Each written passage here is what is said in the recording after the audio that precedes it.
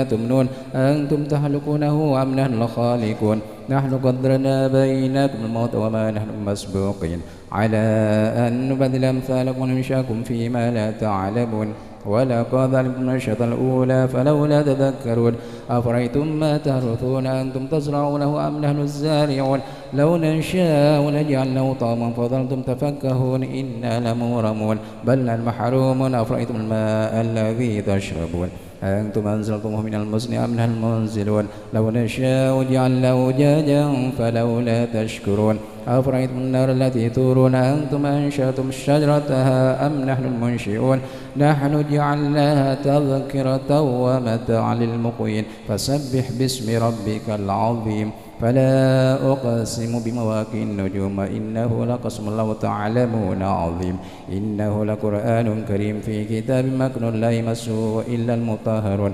تنزيل من رب العالمين أفبهذا الحديث أنتم مدهنون وتجعلون رزقكم أنكم تكذبون فلولا إذا بلغت الحلقوم أنتم حينئذ تنظرون ونحن أقرب إليه منكم ولكن لا تبصرون فلولا إن كنتم غير مدينين ترجعونها إن كنتم صادقين فأما إن كان من المقربين فريحان وجنة نعيم وأما إن كان من أصحاب اليمين فسلام لكم من أصحاب اليمين وأما إن كان من المكذبين الضالين فنزل من حميم وتصلية جحيم إن هذا لو حق اليقين فسبح باسم ربك العظيم اللهم صل وجوهنا باليسار ولا تهنا بالاقتار فنسترزق طالب رزقك ونستعظم شرار خلقك ونشتغل بحمد من أعطانا ونبتلى بذنب من منعنا وأنت من وراء ذلك كل أهل العطاء والمن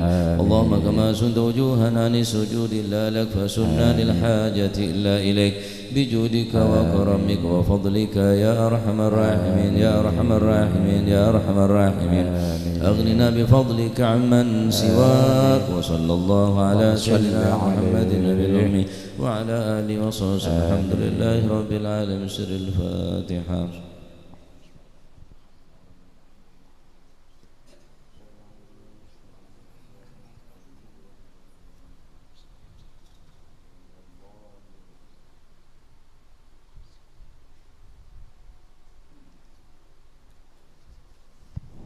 الفاتحة على من وأسلفنا وصالحون وعلى من وحبيبنا علي الهبشي أن الله يغفر ذنوبنا ويستر عيوبنا ويشفي أمراضنا ويقضي حاجاتنا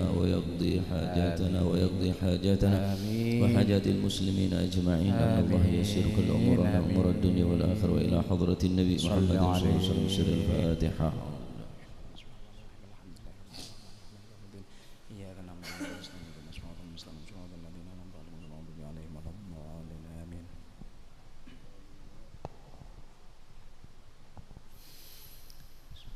يا ربي صل على محمد شرف بدر في الكون يشرف يا ربي صل على محمد يا ربي صل عليه وسلم يا ربي صل على محمد كرم داع يدعو إلى الحق يا ربي صل على محمد يا ربي صل عليه وسلم يا ربي صل على محمد المصطفى الصادق المصدق يا ربي صل على محمد يا ربي صل عليه وسلم يا ربي صل على محمد على الورى منطقا وصدا يا ربي صل على محمد يا ربي صل عليه وسلم صل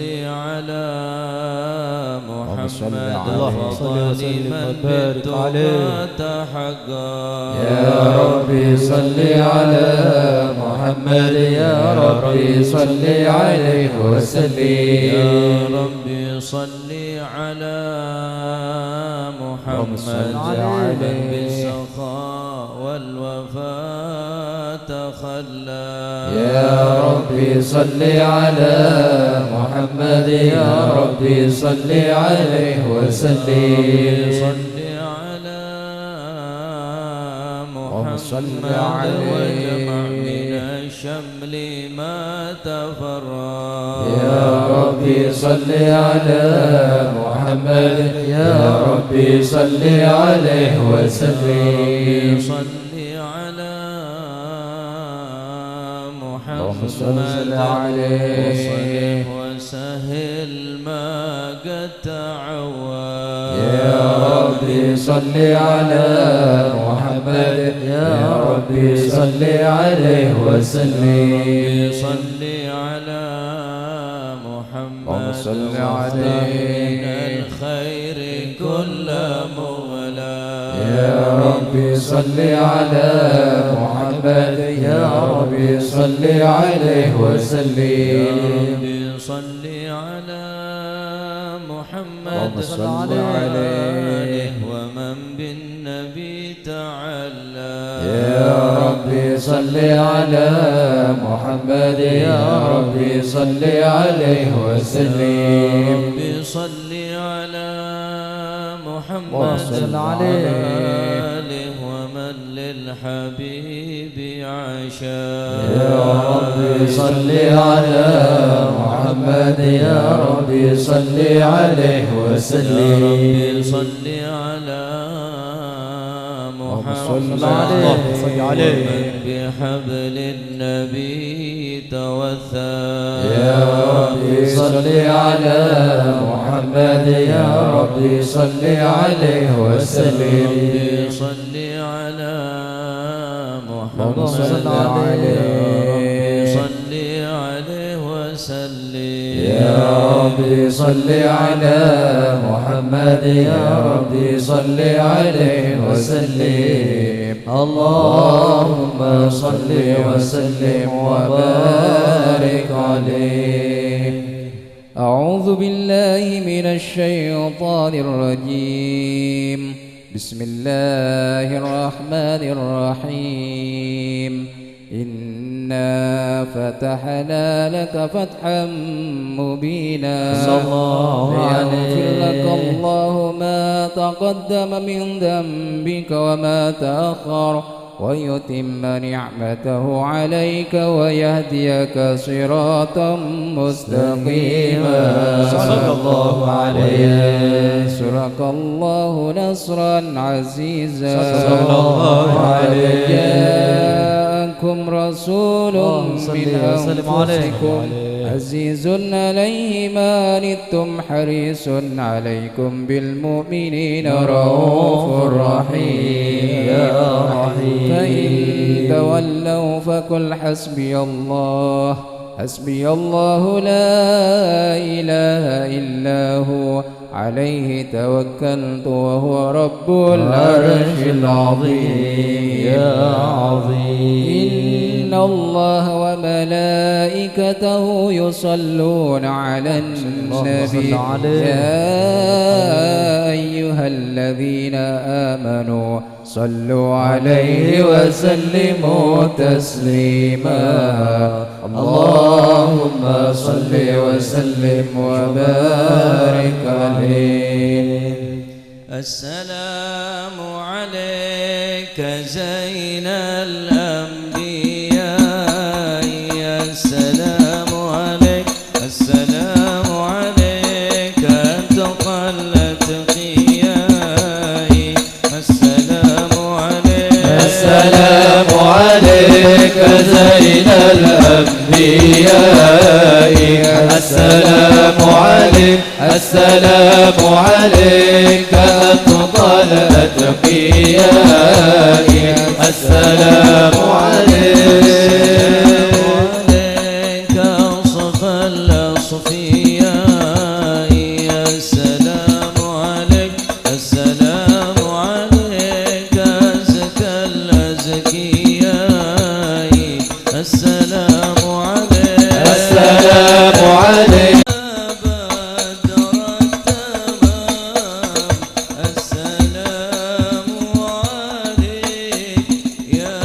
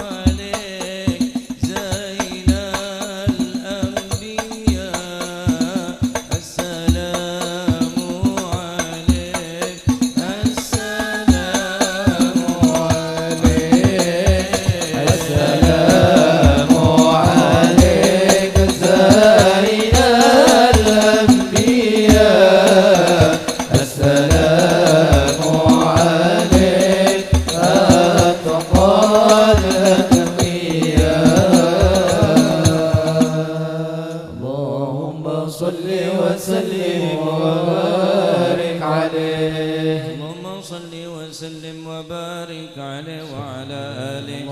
بسم الله الرحمن الرحيم. الحمد لله القوي سلطانه، الواضح برهانه، المبسوط في الوجود كرمه وإحسانه صلى الله عليه. مجد وعظم شانه، خلق الخلق لحكمة وطوى عليها علما، وبسط لهم من فيض المنة ما جرت به في أقداره القسمة صلى الله عليه. شرف خلقه وأجل عبيده صلى الله عليه بخلق هذا العبد المحبوب صلى الله عليه.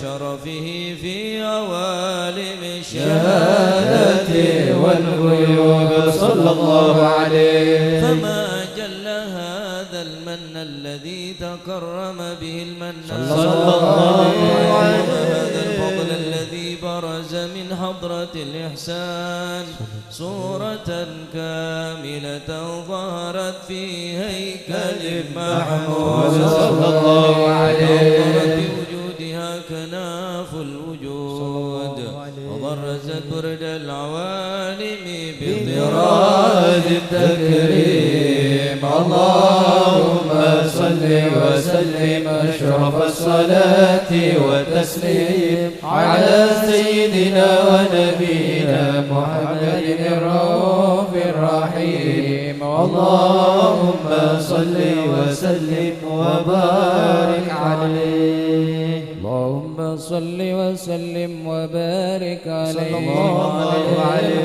في عالم قدسه الواسع صلى الله عليه. عليه. بشر فضله في القريب والشاسع صلى الله عليه. تنحصر أفراده بتعداد صلى الله عليه. تقرأ بكثرة ترداد، حيث أبرز من عالم الإمكان صورة هذا الإنسان صلى الله عليه. ثقلا وتنتصر أسراره في الأكوان صلى الله عليه. اتصل به قلب منيب إلا من سوابغ فضل الله على هذا الحبيب صلى الله عليه. يا لقلب سروره قد توالى بحبيب عم الآلام نوالا صلى الله عليه. بنور غمر الكون بهجة وجمالا صلى الله عليه. على مقام وتناهى في مجده وتعالى صلى الله عليه.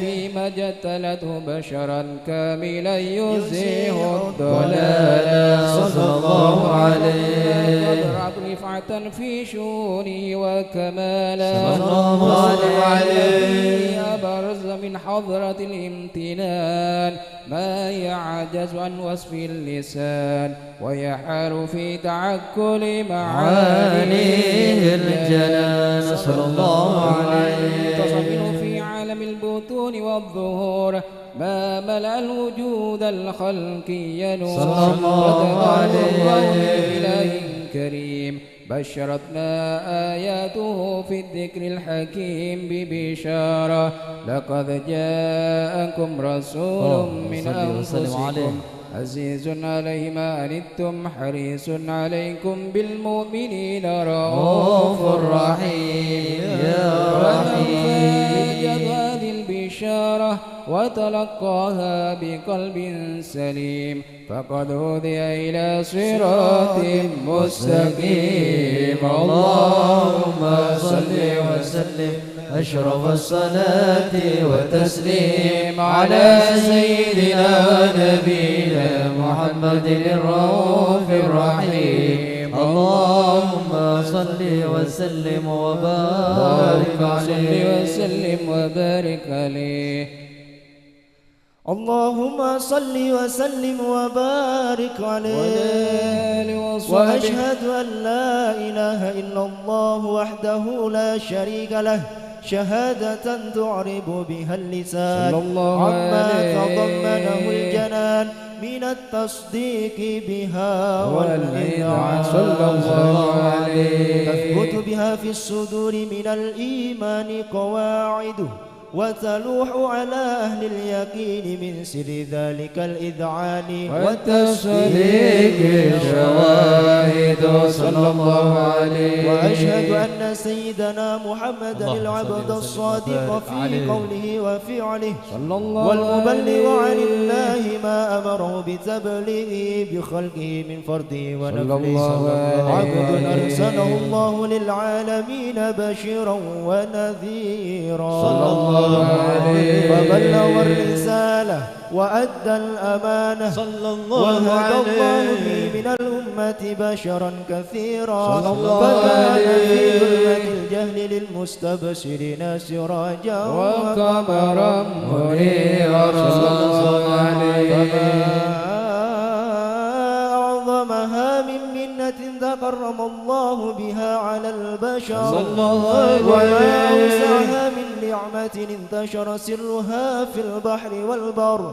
اللهم صل وسلم بأجل الصلوات وأجمعها وأزكى التحيات وأوسعها على هذا العبد الذي وفى بحق العبودية صلى الله عليه. وبرز فيها في خلعة الكمال صلى الله وقام عليه. بحق الربوبية في مواطن الخدمة لله وأقبل عليه غاية الإقبال صلى الله عليه. صلاة يتصل بها روح المصلي عليه به صلى الله فيتصل في عليه. قلبه نور سر تعلقه به وحبه ويكتب بها بعناية الله في حزبه وعلى آله وصحبه الذين ارتقوا صهوة المجد بقربه صلى الله عليه. وتفيأوا ظلال الشرف الأصلي بوده وحبه ما عطر الأكوان بنشر ذكراهم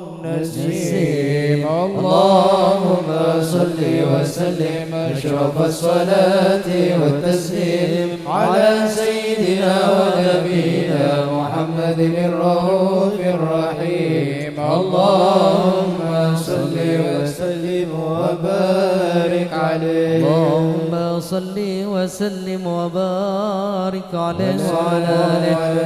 أما بعد فلما تعلقت إرادة الله في العالم المطلق الكامل المطلق الكبير عن جمال مشهود بالعين حاول لوصف الكمال المطلق والحسن التام والزين وتنقل ذلك الجمال الميمون في الأصلاب الكريمة والبطون فما من صلب ضم إلا وتمت عليه من الله النعمة صلى الله عليه. فهو القمر التام الذي يتنقل في بروجه صلى الله ليتشرف عليه. بموضع استقراره وموضع خروجه صلى وقد الله قضت عليه. الأقدار الأزلية بما قضت وأظهرت من سر هذا النور ما أظهرت وخصصت به من خصصت صلى الله عليه. فكان مستقره في الأصلاب الفاخرة والأرحام الشريفة الطاهرة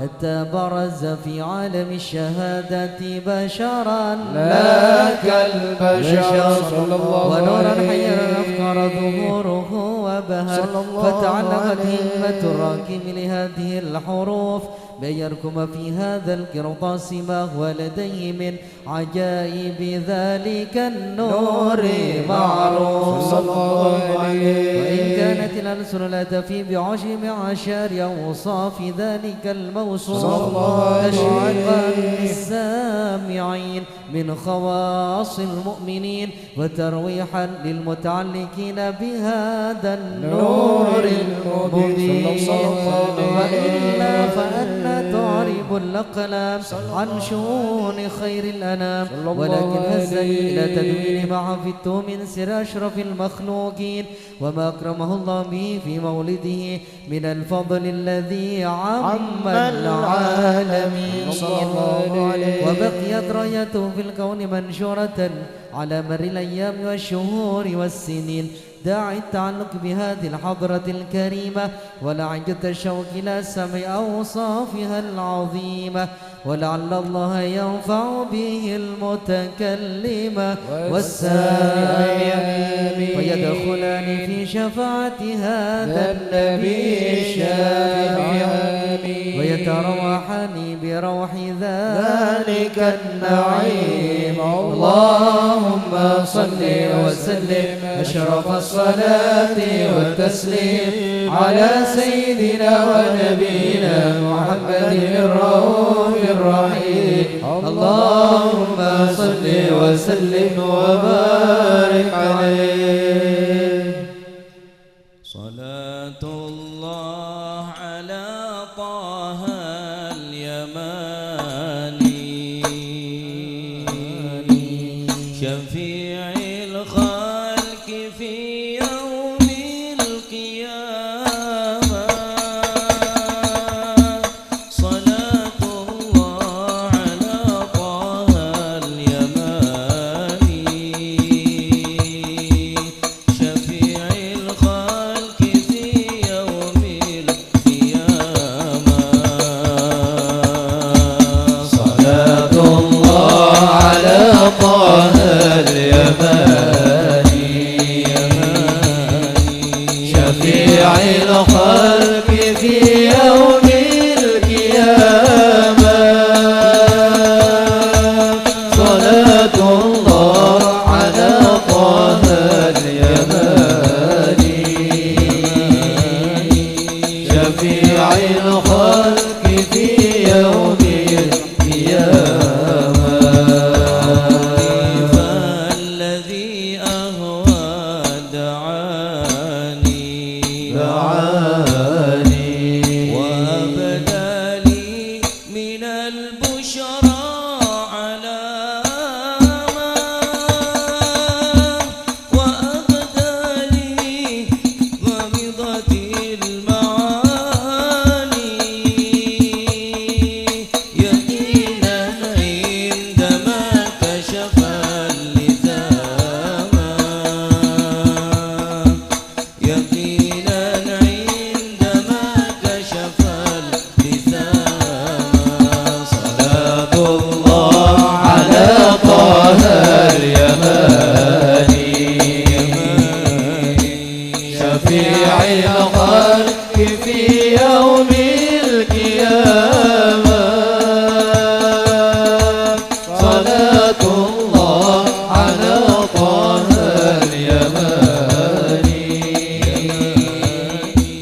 شفيع الخلق في يوم القيامة. الكاس أفتي من سقاني ألا لله من تلك المدامة وفك الكيد من بعد امتحاني وأتحفني بأنواع الكرامة وأتحفني بأنواع الكرامة. على طه اليماني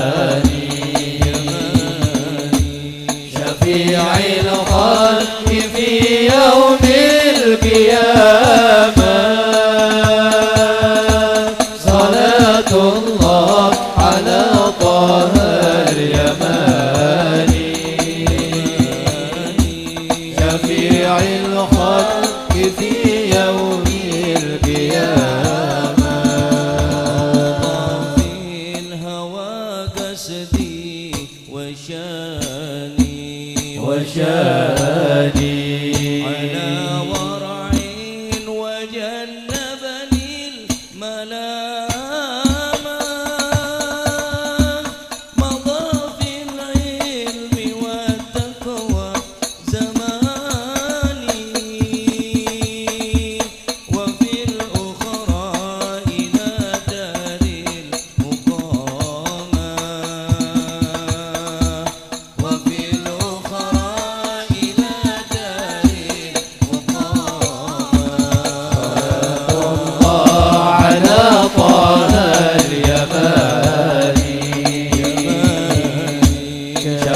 شفيع الخلق في يوم القيامة صلاة الله على طه اليماني شفيع الخلق في يوم القيامة فالذي أهوى دعاني وأبدى لي من البشرى علامة وأظهر لي غميضات المعاني يقينا عندما كشف اللثام ألا يا الله ألا يا الله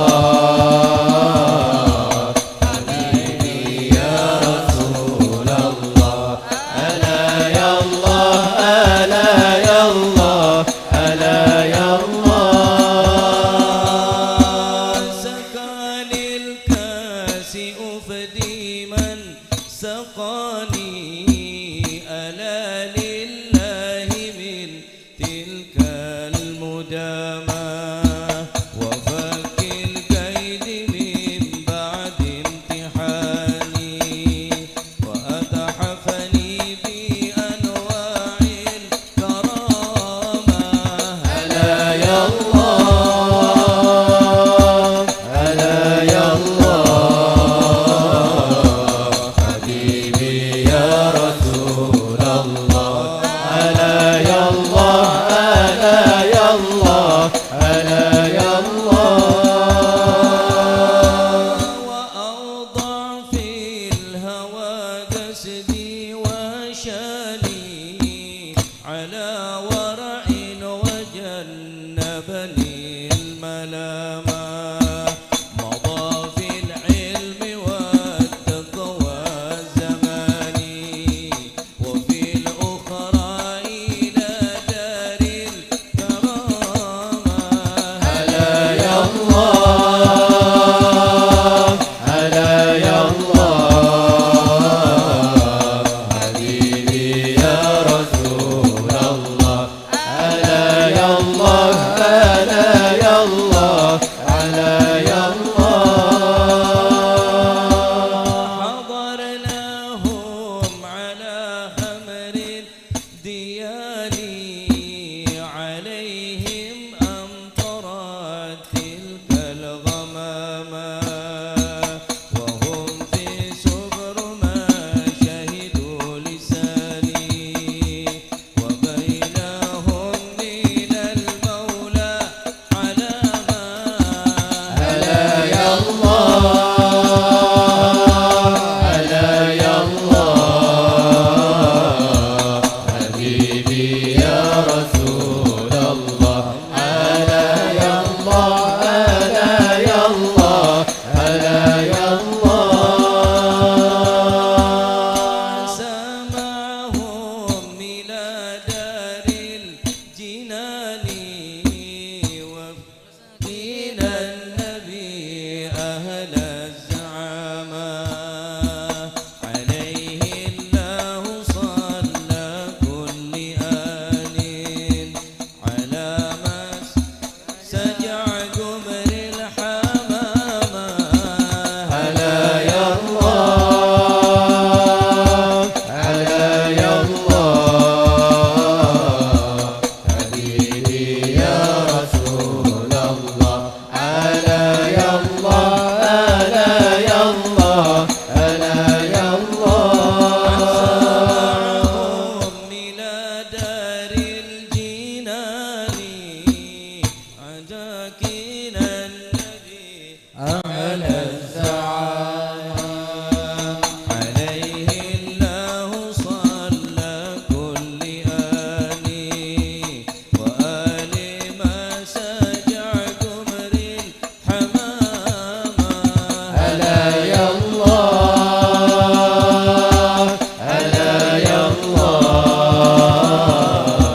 حبيبي يا رسول الله ألا يا الله ألا يا الله ألا يا الله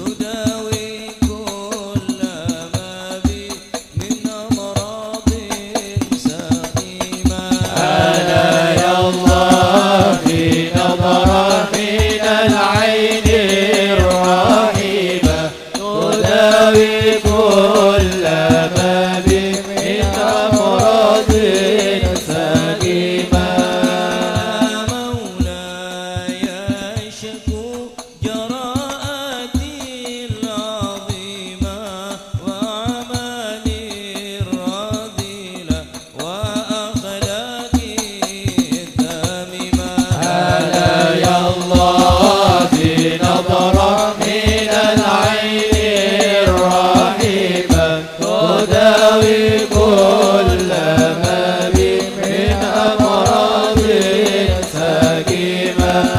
ألا يا الله في نظرة من العين الرحيمة تداوي كل ما بي من أمراض سقيمة.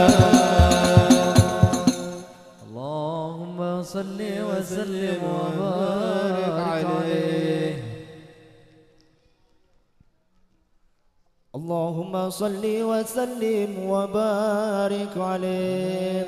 وقد آن للقلم أن يخط ما حركته فيه الأنامل مما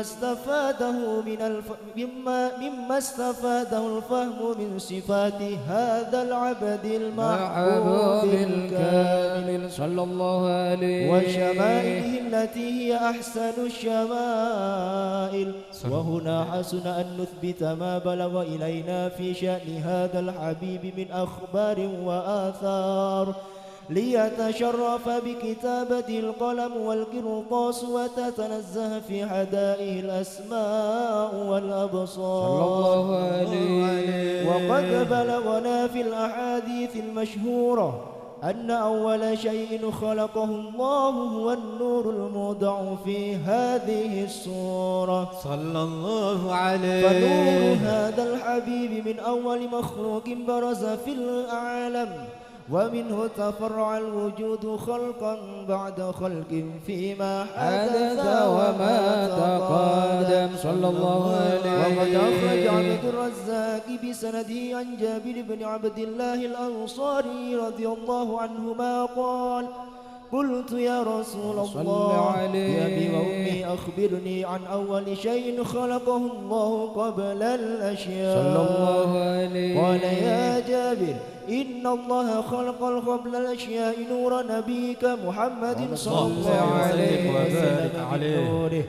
وقد ورد من حديث أبي هريرة رضي الله عنه أنه قال قال رسول الله صلى الله عليه وسلم كنت أول النبيين في الخلق وآخرهم في البعث. صلى الله عليه. وقد تعددت الروايات بأنه أول الخلق وجودا وأشرفهم مولودا. صلى الله عليه. ولما كانت السعادة الأبدية لها ملاحظة خفية اختصت من شاءت من البرية بكمال الخصوصية. صلى الله عليه. فاستودعت هذا النور المبين أصلاب وبطون من شرفته من العالم. صلى الله عليه. فتنقل هذا النور من صلب آدم ونوح وإبراهيم حتى أوصلته يد العلم القديم إلى من خصصته بتكريم أبيه الكريم عبد الله بن عبد المطلب ذي القدر العظيم صلى الله عليه. وأمه التي هي في المخاوف آمنة السيدة الكريمة آمنة فتلقاه صلب عبد الله فألقاه إلى بطنها وضمت وأنشاؤها بمعونة الله محافظة على حق هذه الدرة وصونها. صلى الله عليه. فحملته برعاية الله كما ورد عنها حملا خفيفا لا تجد له ثقلا ولا تشكو منه ألما ولا عللا. صلى الله عليه. حتى مر الشهر بعد شهر من حمله وقرب وقت بروزه إلى عالم الشهادة لتنبسط على أهل هذا العالم فيوضات فضله وتنتشر فيه آثار مجده الصميم. اللهم صل وسلم أشرف الصلاة والتسليم على سيدنا ونبينا محمد الرؤوف الرحيم. اللهم صل وسلم وبارك عليه. صل وسلم وبارك عليه وعلى آله وصحبه. ومنذ علقت به هذه الدرة المكنونة والجوهرة المصونة والكون كله يصبح ويمسي في سرور وابتهاج. صلى الله عليه. إشراق هذا السراج الأزواج والعيون متسوفة إلى بروزه متشوقة إلى التقاط جواهر كنوزه صلى الله عليه. كل دابة لقريش نطقت بفصيح العبارة صلى الله عليه البشارة. وما من حامل حملت في ذلك العام إلا أتت في حملها بغلام من بركات وسعادة هذا الإمام صلى الله عليه. والسماوات متضمخة بعطر الفرح بملاقاة أشرف البريات صلى الله عليه. خفى إلى عالم الظهور بعد تنكله في البطون والظهور صلى الله عليه. بجد التكريم وبسط في العالم الكبير مائدة التشريف والتعظيم ببروز هذا البشر الكريم. اللهم صل وسلم أشرف الصلاة والتسليم على سيدنا ونبينا محمد الرؤوف الرحيم. اللهم صل وسلم وبارك عليه. يا سيد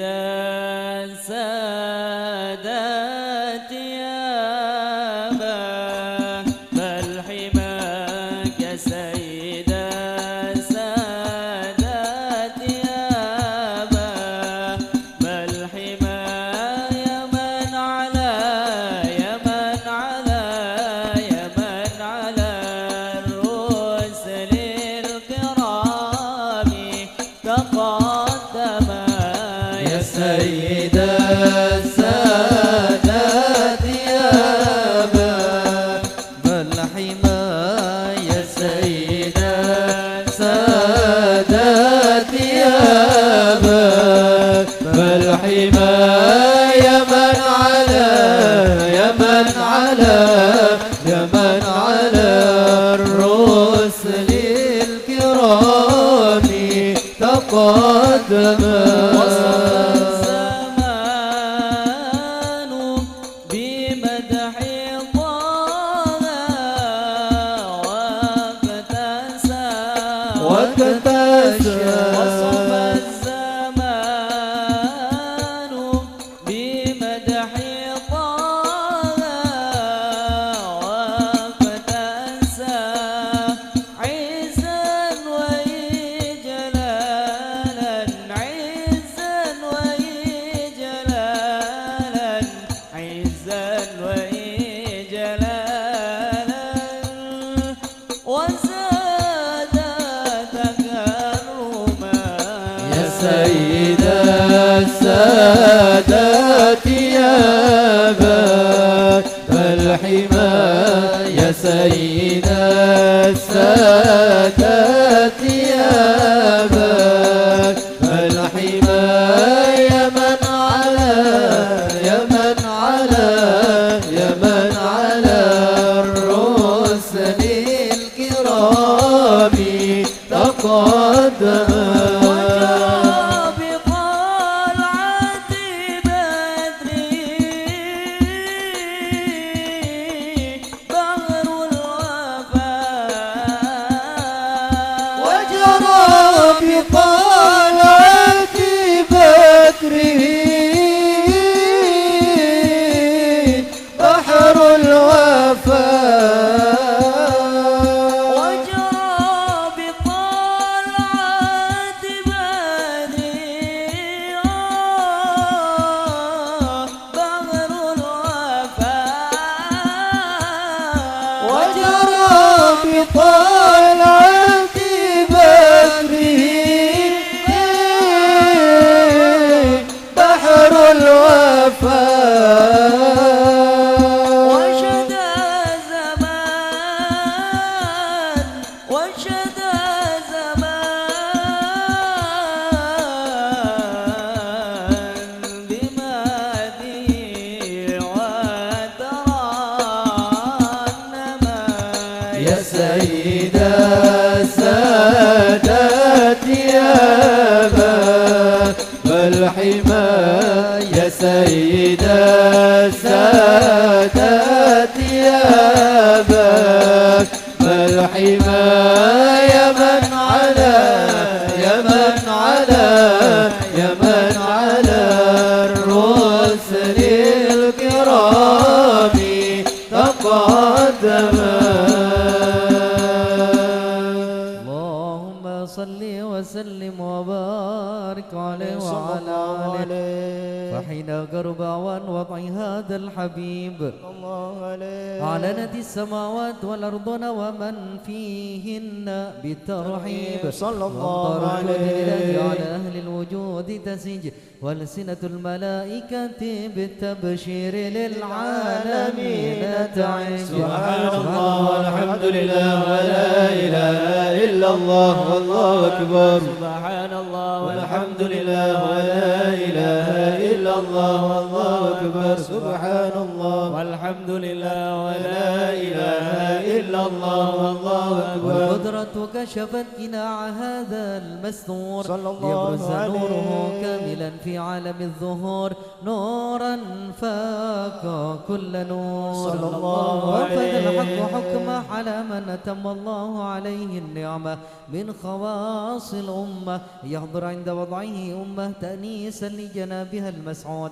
ومشاركة لها في هذا الصفات الممدود. صلى الله عليه وحضرت بتوفيق الله السيدة مريم والسيدة آسيا صلى الله ومعهما من عليه الحور العين ما قسم الله له من الشرف بالقسمة الوافية.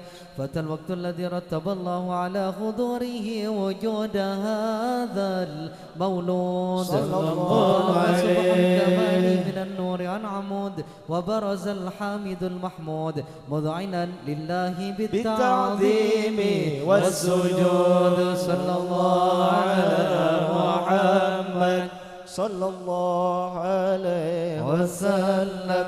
صلى الله على محمد صلى الله عليه وسلم. اللهم صل على محمد ومولانا محمد. اللهم صل وسلم عليه.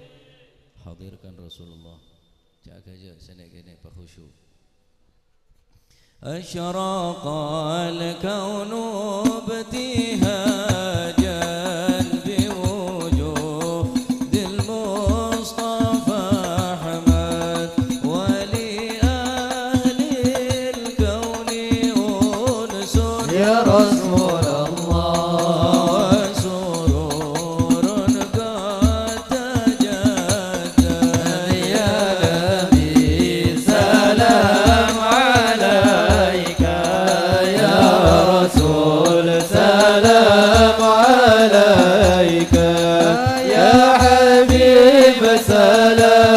عليك يا رسول الله صلوات الله عليك. فاقربوا يا أهل المثاني فهزار اليمن غرت واستضيئوا بجمال يا رسول الله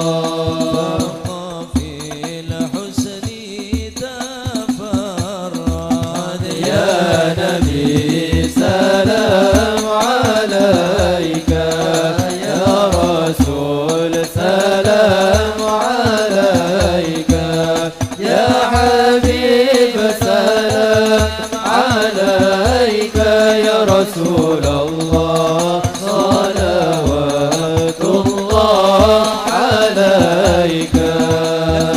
بشرى بسعد مستمر ليس ينفد حيث لنا عطاء جمع الفخر المهبب. يا نبي سلام عليك يا رسول سلام عليك يا حبيب سلام عليك صلوات الله عليك. لربي كل حمد جل يحصره العد إذ حبانا بوجود المصطفى الهادي محمد. يا نبي سلام عليك رسول سلام عليك يا حبيب سلام عليك صلوات الله عليك مرحبا اللهم صل على محمد سعد مرحبا مستمر ليس ينفد مرحبا مرحبا يا نور العين مرحبا مرحبا جد الحسين مرحبا حيث أوتينا عطاء مرحبا جامع الفخر الموفد مرحبا مرحبا يا نور العين مرحبا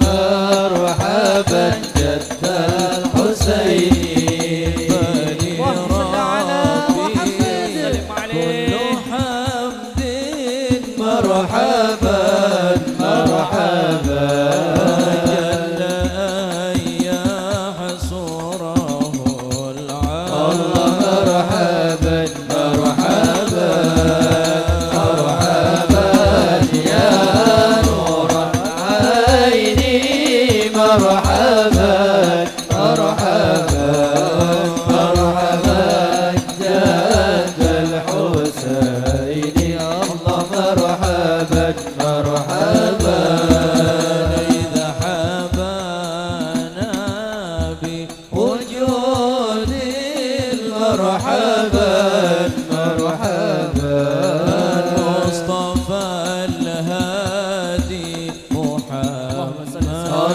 مرحبا مرحبا مرحبا يا نور العين مرحبا مرحبا مرحبا جد الحسين الله مرحبا مرحبا يا رسول اللهم صل على محمد أهلا بك إن بك نسعد وبجاهه يا إلهي جد وبل لكل مقصد يا نبي سلام عليك يا رسول سلام عليك يا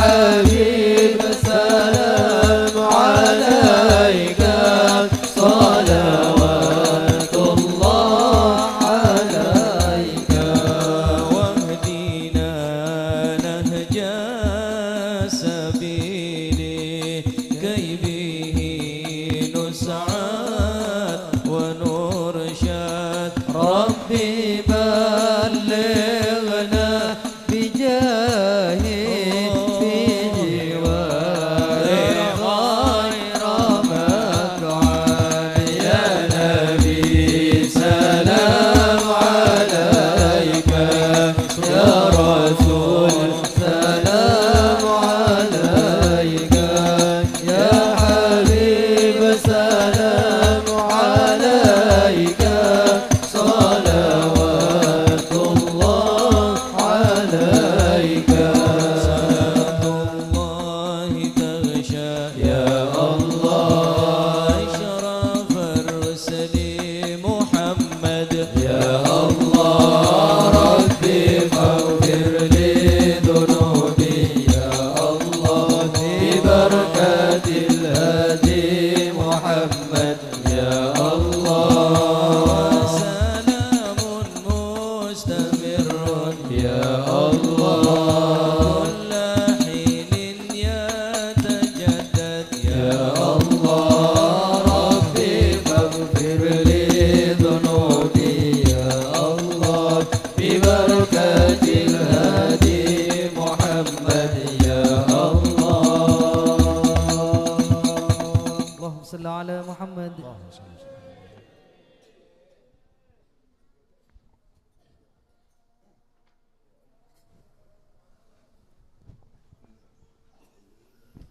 بسم الله الرحمن الرحيم Alhamdulillahi Rabbil Alamin wa bihi nasta'in wa ala umuri dunya waddin.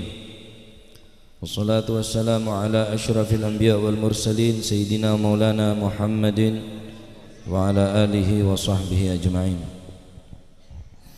Radiyallahu ankum wa qala radiyallahu an qala an-nabiyyu sallallahu alaihi wa alihi wa sahbihi wa sallam alamatu i'radillahi 'anil 'abdi ishtighaluhu bima la ya'nihi wa inna imra'an dhahabat sa'atun min umrihi fi ghairi ma khuliqa lah la jadirun an tatul alaihi hasratuh.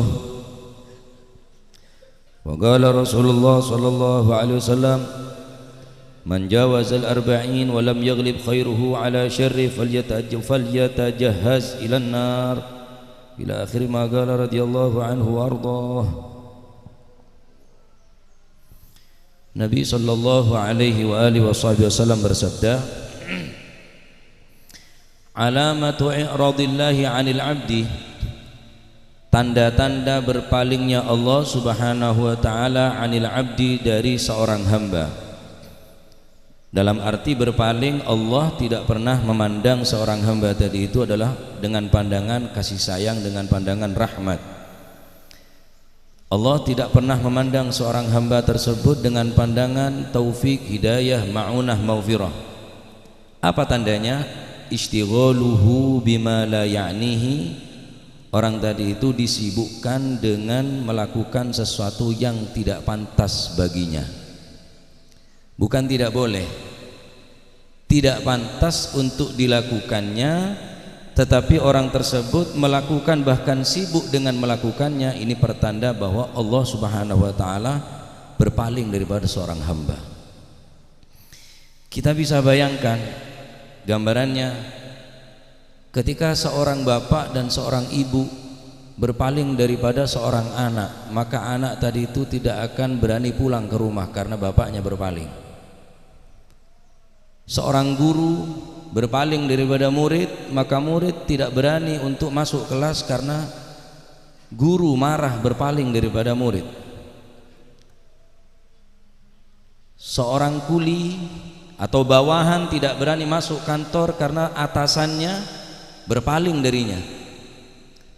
Bagaimana jika Allah subhanahu wa ta'ala berpaling daripada seorang hamba? Na'udzubillah. Artinya berpaling, Allah ta'ala tak ngereken, Allah ta'ala tak omes.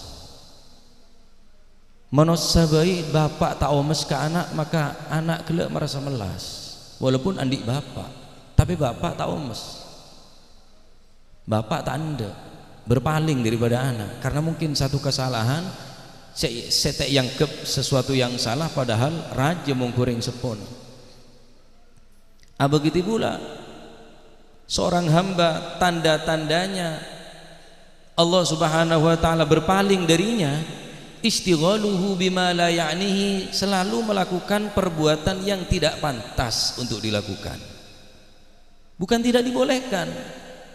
Kalau sesuatu yang tidak diperbolehkan pantas, khamar, ganja, narkoba, zina, judi, dan lain sebagainya, sesuatu muharramat.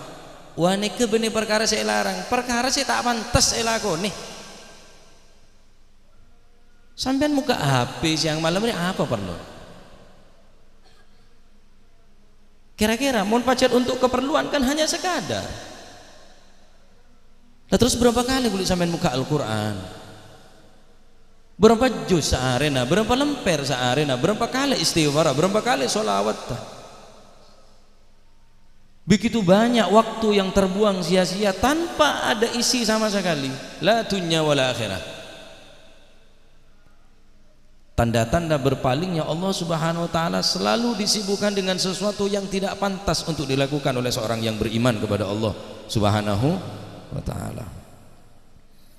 Dalam hadis lain Rasulullah sallallahu alaihi wasallam bersabda, inna imra'an dhahabat sa'atun min umurihi fi ghairi ma khuliqalah la jadirun an tadula alaihi hasratuh.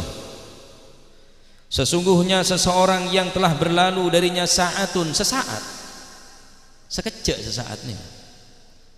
Sesaat nih hanya mungkin hanya 2 rakaat salat duha atau 2 rakaat qobliyah ba'diyah, sesaat, hanya sesaat. benih 5 menit, benih 10 menit, benih setengah jam, benih 1 jam. Sa'atun, sesaat yang berlalu daripada manusia, daripada umurnya. Fi ghairi ma khuliqalah, yang mana sesaat tersebut hilangnya bukan untuk sesuatu yang mestinya diciptakan oleh Allah Subhanahu wa taala. Allah taala beri sehat untuk kulit sampean untuk apa? Untuk lopah? La. Allah taala beri tangan kulit sampean untuk apa? Beri soko untuk apa? Allah taala maha suci. Subhanallah, Allah Ta'ala maha suci, tidak pernah menciptakan sesuatu untuk lupa darinya, bahkan bermaksiat. La, abadan, tidak akan pernah mungkin. Allah memberikan kesehatan kepada kita, memberikan sehat jasmani, rohani. Lalu terus untuk apa? Sesaat saja yang hilang dari kita, yang bukan untuk semestinya Allah menciptakannya. Bagaimana? La jadirun antatula alaihi hasratu, maka akan jelas, akan nampak lama git'ah minal gasam. Nabi SAW bersumpah, la jadirun, bukan hanya jadir, la jadirun, maka benar-benar akan nampak baginya, antatula alaihi hasratu, dia yang akan paling menyesal kelak di akhirat, yang paling panjang penyesalannya kelak di akhirat. Siapa mereka? Orang yang mempunyai kesempatan waktu cuma terbuang begitu saja.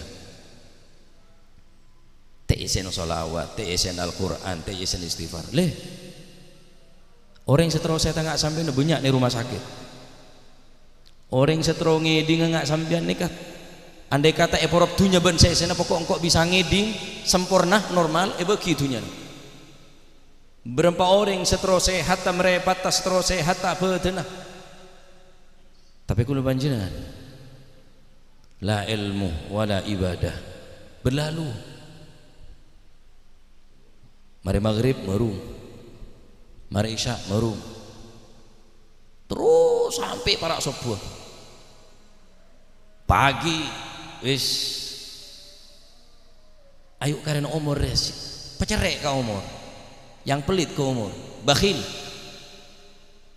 Kira-kira saya jika hadir majelis ini apa pahalanya? Jika saya tidak berbicara seperti ini, apa madaratnya? Terus sekira apa saya kelako, apa saya yocaaki, apa saya perbuat aki gulung sampean bernilai pahala di sisi Allah Subhanahu wa taala. Sekalipun tak 100%, lah tak mungkin. Dari 24 jam untuk isi ibadah omong kosong. Kanggo gulung sampean omong kosong. Paling tidak berdebek-tobek khusus ya ikhwani. Untuk Al-Qur'an ada waktu tertentu untuk kita mujahadah, untuk kita riyadhah, untuk kita berintrospeksi diri. Berapa banyak berlalu umur kita, bertahun-tahun kita berlalu tapi tanpa ada nilai sama sekali. Kulit sambil introspeksi, tong mitong apa seeke ke alam akhirat ya. Mau 24 jam suruh dzikir istighfar tak bisa, tak bisa. Durung eluangin tedung, durung eluangin kerja, durung eluangin HP, durung, aduh. Waktu tertentu ba'da subuh Yasin, ba'da salatil asar Waqi'ah, ba'da salatil maghrib Yasin, ba'da salatil isya Tabarak. Khalas cukup nih kamu kelas aku sambian. Oleh karena itu matermu ke nasihat itu nasihat si manfaat kang kui kaulah, manfaat kang kui sambian. Ayo umur benih semakin semak kabate umur kui sambian dengan es batu. Yang kui tak ada mencair. Daripada tak ada apa? Lesan tak kebiar dikir ke Gusti Allah. Dikir tak kebiar solawat ke Gusti Kanjeng Nabi sallallahu alaihi wasallam. Umur sampean makin seket, berapa kali hatam Al-Qur'an? Berapa ibu kali solawat ke Gusti Kanjeng Nabi? Saya pikir apa? Dunya sampai dengen cair ke dunya. Sampai stres mikir dunya. Dunya tak hasil, kalau stres. Kehilangan dunia, kehilangan akhirat kayaknya. Dunia bismillah laku. Tapi jangan lupa zikir, jangan lupa akhirat, salat 5 waktu Al-Qur'an baca. Nih untuk akhirat kula panjenengan. Ya Rabb, terpokok karen umur, dadi umur si barokah, sehat wal afiyah, umur si barokah, umur si bisan senambahin ta'adda ke Allah Subhanahu wa taala. Amin Allahumma amin. Amin Allahumma amin.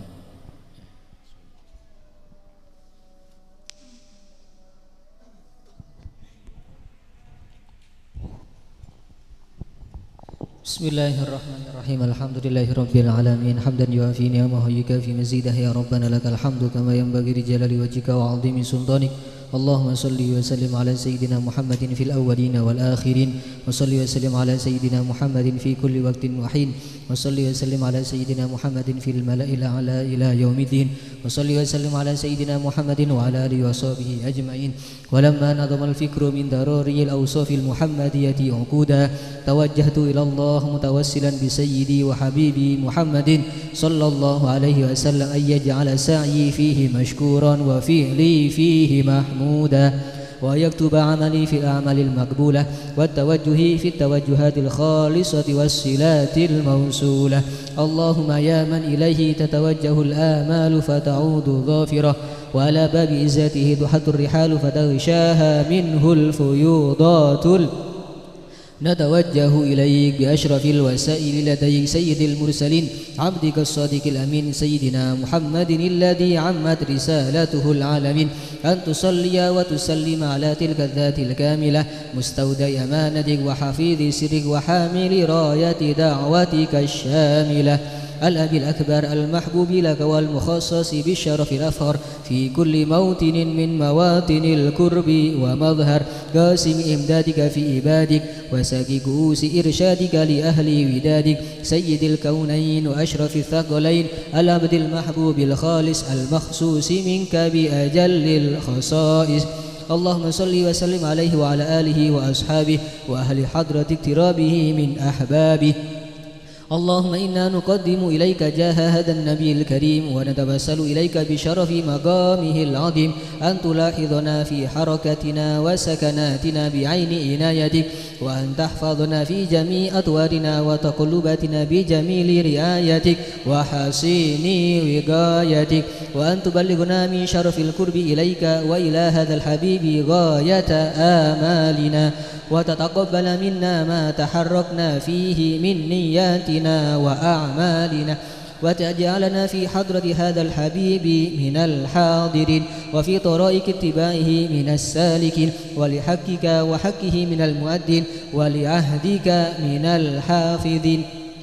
اللهم إن لنا أطماعا في رحمتك الخاصة فلا تحرمنا ودوننا جميلة هي وسيلتنا إليك فلا تخيبنا. آمنا بك وبرسولك وما جاء به من الدين وتوجهنا به إليك مستشفئين أن تقابل المذنب منا بالغفران والمسيء بالإحسان والسائل بما سأل والمؤمل بما أمل وأن تجعلنا ممن ناصر هذا الحبيب ووازره وواله وظاهره وعم ببركته وشرف وجهته أولادنا ووالدينا وأهل كترنا ووادينا وجميع المسلمين والمسلمات والمؤمنين والمؤمنات في جميع الجهات وأدم راية الدين القويم في جميع الأقدار منشورة ومعالم الإسلام والإيمان بأهلها معمورة معنى وسورة واكشف اللهم كربة المكروبين واقض دين المدينين واغفر للمذنبين وتقبل توبة التائبين وانشر رحمتك على عبادك المؤمنين أجمعين واكفي شر المعتدين والظالمين وابسط العدل بولاة الحق في جميع النواحي والأقدار وأيد بتأييد من عندك ونصر على المعاندين من المنافقين والكفار واجعلنا يا رب في الحسن الحسين من جميع البلايا واجعلنا يا رب في الحسن الحسين من جميع البلايا واجعلنا يا رب في الحسن الحسين من جميع البلايا وفي الحرز المكين من الذنوب والخطايا وأدمنا في العمل بطاعتك والصدق في خدمتك قائمين وإذا توفيتنا فتوفنا مسلمين مؤمنين واختم لنا منك بخير أجمعين وصل وسلم على هذا الحبيب المحبوب للأجسام والأرواح والقلوب وعلى آله وصحبه ومن إليه منسوب وآخر دعوانا الحمد لله رب العالمين سبحان ربك رب العزة عما يصفون وسلام على المرسلين والحمد لله رب العالمين إلى عهد النبي محمد صلى الله عليه وسلم بزر